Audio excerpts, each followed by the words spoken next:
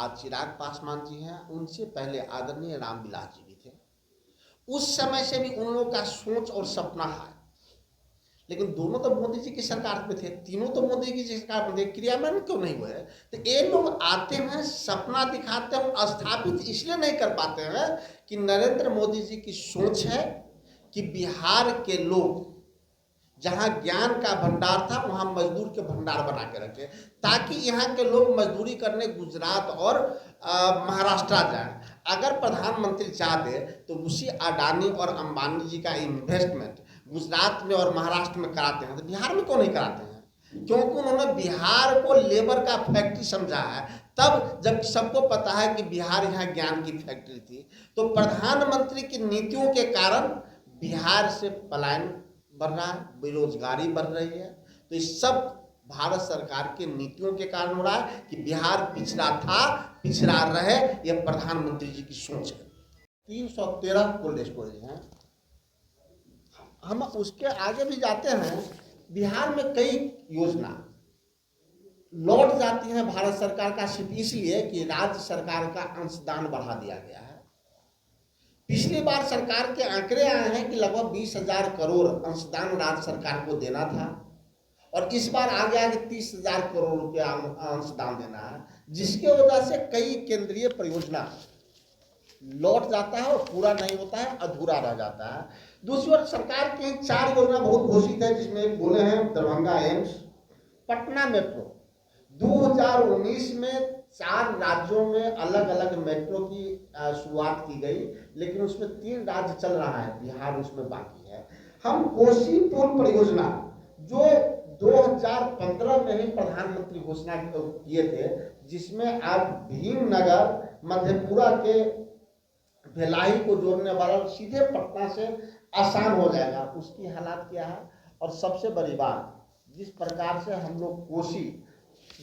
से हम लोग जमुना एक्सप्रेस वे की बात करते थे, उस प्रकार से प्रधानमंत्री जी घोषणा किए थे कि बिहार में गंगा एक्सप्रेस वे बनेगा। ये घोषणा किए थे आज से 5 साल पहले। आज तक सर्वे हुआ है, लेकिन भूमि अधिग्रहण 1 एकड़ तक नहीं किया गया है।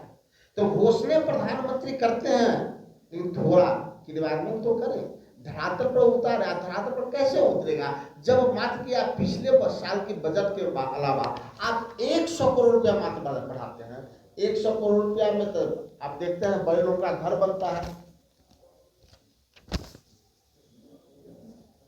20,000 किसानों का लाभ होता है, तो मैं मानता हूं कि अगर बनाना बोर्ड बने और लीची बोर्ड बने तो कम से कम 10 लाख किसान इससे लाभान्वित होंगे।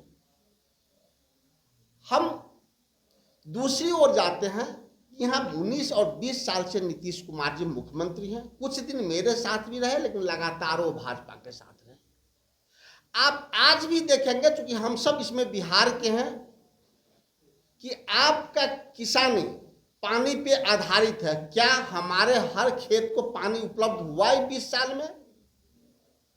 हम 90 की बात करते हैं, हम 95 तक की बात करते हैं, हम 2005 तक की भी बात करें कि 2005 में जो स्टेट ट्यूबवेल, जो सरकारी नलकूप से पानी खेतों में जाता था, वो नीतीश कार्यकाल में बंद हो गया। तो जब खेतों में पानी सीधे नहीं जाएगा तो हमारा लागत बढ़ेगा और आमदनी घटेगी। तो इसके लिए सरकार के पास कोई रोड मैप नहीं है कि किसानों को मुफ्त और सस्ती पानी और बिजली हम कैसे दें।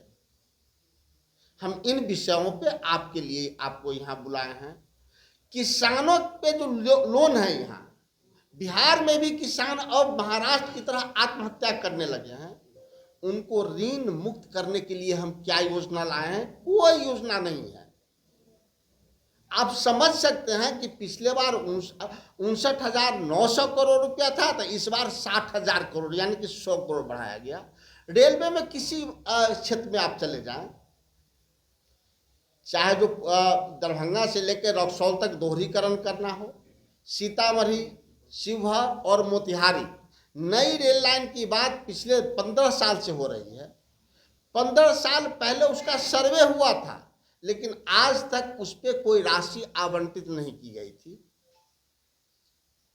तो सरकार का ये बजट सिर्फ ढिढोरा है, और ढिढोरा इसलिए कि जिस प्रकार से आदरणीय नरेंद्र मोदी जी ने 2015 में आरा के मैदान में बिहार की बोली 125 करोड़ रुपया लगाया था, 1.25 लाख करोड़ रुपया, और उसके बाद नीतीश कुमार जी हर एक दिन अखबार के विज्ञापन से, यानी कि सरकारी विज्ञापन से बताते थे कि नहीं, नरेंद्र मोदी जी झूठ बोलते हैं, मात्र 17,000 करोड़ रुपया वो दिए हैं, बाकी योजना पूरा नहीं है।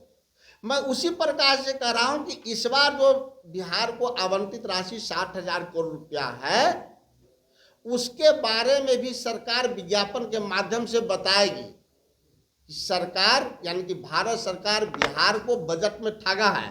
भले ही नीतीश कुमार नहीं बता पाए, लेकिन जब नीतीश कुमार की सरकार जाएगी, अगली बार हमारी सरकार आएगी, तो जरूर हम इसको विषयवार और विभागवार हम बताएंगे आपको कि इस बार भी बिहार को पूर्ण रूपेण ठगा गया है। और इस पे भारतीय माधव जी बात करेंगे, लेकिन बिंदुवार हम लोग आगे भी बात करेंगे। एक लाइन में मैं कहूं तो पिछली बार बजट जो बिहार के लिए आवंटित था 2024-25 में, वो बजट था 58,900 करोड़ रुपया, और इस बार कितना बढ़ाया गया है जिसका अंदाज आपको नहीं होगा कि 2025-26 में इसको बढ़ाकर चुनावी साल है तब 59,000 करोड़ किया गया है, यानी कि मात्र 100 करोड़ रुपया का आवंटन अतिरिक्त किया गया है, मात्र 100 करोड़ रुपया। लेकिन बिहार की चर्चा सदन में बार बार करी गई। 100 करोड़ कब? तब जबकि बिहार में 11 लंबित रेल परियोजना है, और उस रेल परियोजना के लिए भी उसी में से 1100 करोड़ रुपया दिया गया है। यानी कि पिछले बार जो हजार रुपया देकर उसको जीवित रखा गया था, इस 59,000 करोड़ में से 1100 करोड़ रुपया रेलवे को देकर और बजट घटा दिया गया। हम कृषि की बात करते हैं, मुझे अच्छा लगा कि आप मखाना बोर्ड की बात किए, लेकिन पटना के बगल में ही जहां से गृह राज्य मंत्री हैं हाजीपुर से, वहां तक केला है, केला बोर्ड की बात, यानी कि बनाना बोर्ड की बात क्यों नहीं किया? आप मुजफ्फरपुर में चले जाएंगे तो लीची प्रोसेसिंग योजना तो है, काम चल रहा है, लेकिन आप लीची बोर्ड की बात क्यों नहीं किए?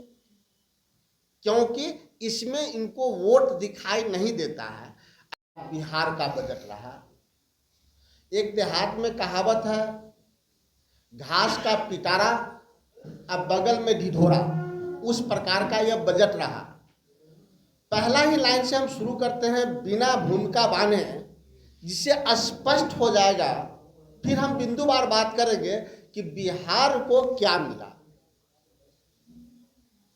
इस बजट पे कल ही हमारे प्रदेश अध्यक्ष डॉक्टर अखिलेश प्रसाद सिंह जी ने राज्यसभा में उन सभी बिंदुओं को छुआ, चाहे कृषि का हो, सड़क का हो, उद्योग का हो, पलायन का हो।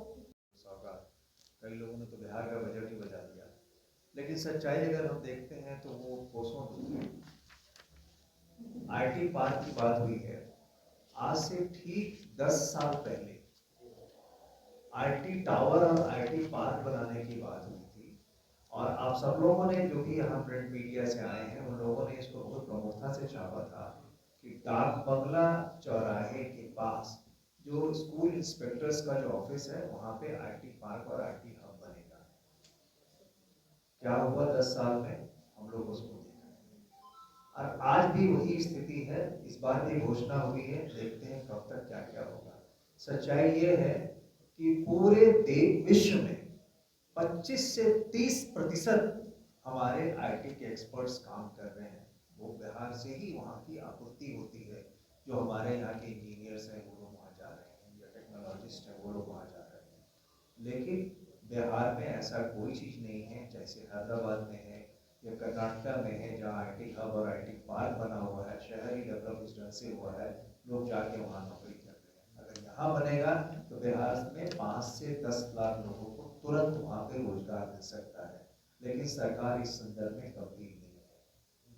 दूसरी महत्वपूर्ण बात ये है, शिक्षा की बात अगर करें तो किसी से नहीं छिपा हुआ है कि हम लोग नीति आयोग की जो भारत सरकार की की एक शाखा है, उसने भी जो रिपोर्ट निकाला उसमें बताया कि कई राज्यों का जब सर्वे किया गया तो उसमें ये सबसे निचले पायदान पे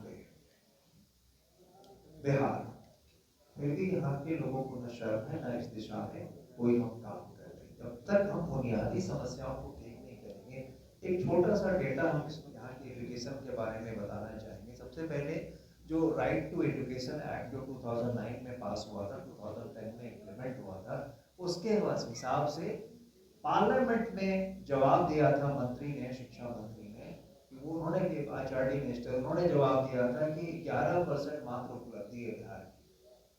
मतलब ये हुआ कि अगर हमको 100% उपलब्धि करनी है तो हमको अभी 90 साल और चाहिए, तब हम 100% आरटी के पास पहुंच सकते हैं। आप समझ लीजिए स्थिति हमारे यहाँ शिक्षा की क्या है। 15 साल से ज्यादा उम्र के यहाँ की जो साक्षरता दर है वो 67.3% मात्र है। 81% स्कूलों में कंप्यूटर नहीं है। बिहार में शिक्षक और छात्रों का अनुपात भी सही नहीं है। राष्ट्रीय अनुपात 18:1 है, 18:1 है, और हमारे यहाँ 55:1 है। आप समझ सकते हैं क्या क्या है।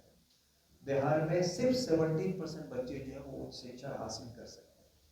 और इसके अलावा कई शिक्षा के और कई मुद्दे हैं जो कि आप खुद भी जानते हैं, इसको बता सकते हैं। लेकिन इस तरह की चीजें अब आईआईटी की बात आती है, जब घोषणा किया गया कि आईआईटी पटना में हम सीटों को बढ़ाएंगे, तो बनने की चर्चा है। हमको लगता है कि 10 साल से या 15 साल में कई मॉडल क्या होगा, तब से इसकी चर्चा है। लेकिन आज तक जो स्थिति बनी हुई है, अब हो जाएगा, अभी जमीन अप्रूव हो गया, ये हो गया, गति इतनी धीमी है। इसके अलावा आपने इसकी बात की, पूर्णिया की बात की, आपने भागलपुर एयरपोर्ट की बात की थी। शाहनवाज जो हमारे पहले मंत्री थे, उड्डयन मंत्री भी थे, उन्होंने कहा था कि अब भागलपुर से भी हवाई जहाज उड़ेगा, लेकिन आज तक वो सपना सच नहीं हुआ। भागलपुर के लोग, भागलपुर एक ऐसा शहर है जहाँ से कि उद्योग की भी बात होती है, बुनकर है वहाँ पे, वो बेचारे उनका जो एक्सपोर्ट उस ढंग से नहीं हो पाता है। व्यापारी कई हैं, एक बहुत महत्वपूर्ण क्षेत्र है, तो वहाँ पर एयरपोर्ट अभी तक नहीं दिखे, न पूर्णिया में न वहाँ अभी है। और इसके अलावा अभी राजगीर और कई कई की बात कर रहे हैं। तो कहना आसान है लेकिन आप कर नहीं पाते। सबसे बड़ी बात है कि बार बार इस बात को आप कहते हैं लैंडलॉक्ड स्टेट, तो लैंडलॉक्ड स्टेट को और भी कहीं है कि उनका डेवलपमेंट आप देखिए, हरियाणा का डेवलपमेंट आप देखिए कि वहाँ की किस गति से वहाँ पे प्रगति हो रही है। तो हम लोगों का संक्षेप में ये कहना है कि बजट तभी कारगर होगा जब उसका आवंटन के साथ साथ क्रियान्वयन भी सही हो। अगर हम एक तो पहले बजट की घोषणा भी, उस पर डिटेलिंग नहीं है, ये भी महत्वपूर्ण चीज है कि आपने बजट की बात करते हैं, इस पर डिटेलिंग नहीं है कि कितना पैसा कब कब कहाँ कैसे देंगे। एक ये कर दिया कि हम ये करेंगे, तो वैसे तो होगा नहीं। जनता को आश्वासन सिर्फ दे रहे हैं, क्योंकि जुमले की बात जो हम लोग करते हैं वो आज भी पूरे बजट में सिर्फ जुमला ही जुमला लिखेगा, धरातल पे अभी तक नहीं आया है, ना आने की संभावना है। धन्यवाद। ये जो आईआईटी है वहाँ के 36% बच्चों को रोजगार नहीं मिला, वो बेरोजगार रह गए, उनकी भर्ती नहीं हुई। आईआईटी बनाइए, बहुत अच्छी बात है, हर शहर में बनाए, लेकिन उससे ज्यादा आवश्यक ये है उनके रोजगार को हम सुनिश्चित करें, उनको हम नौकरी पहले दें, ये बहुत जरूरी है। दरभंगा में जो एम्स बनने वाला था उसकी क्या स्थिति है हम लोग सब जानते हैं। जमीन अभी कुछ दिन पहले उसको मिला है और अभी घोषणा किया कि 10 और यहाँ पे मेडिकल कॉलेज और सारी चीजें बनेंगी। National institute of food technology देने की बात हुई थी, ये पिछले कई वर्षों से हो रही है। जब रामविलास जी भी फूड मिनिस्टर थे, यहाँ पे फूड इंडस्ट्री सप्लाई थे, उन्होंने भी इस बात की चर्चा की थी, लेकिन आज तक नहीं हुआ है। पेट्रोलियम गैस की बात करते हैं, आपने देखा होगा कि इसका काम शुरू हुआ है, पूरे राज्य में करने की बात हो रही है, लेकिन पटना में भी पूरे मोहल्ले में अभी पाइप गैस जो नहीं लग पाया है। तो कथनी और करनी में जो फर्क है ये देखेंगे अगर हम, तो हम लोगों को समझ में आ जाएगा कि कहाँ कैसे है। और सबसे बड़ी बात ये है कि बिहार के लिए जो आवंटित राशि है उसकी गति इतनी धीमी है, जिसके कारण ये सारी चीजें होती है। और दूसरी बात कि कहते कुछ है, देते कुछ है और हम खर्च भी कुछ और करते हैं। मतलब जो हमारे पास राशियां हैं, जो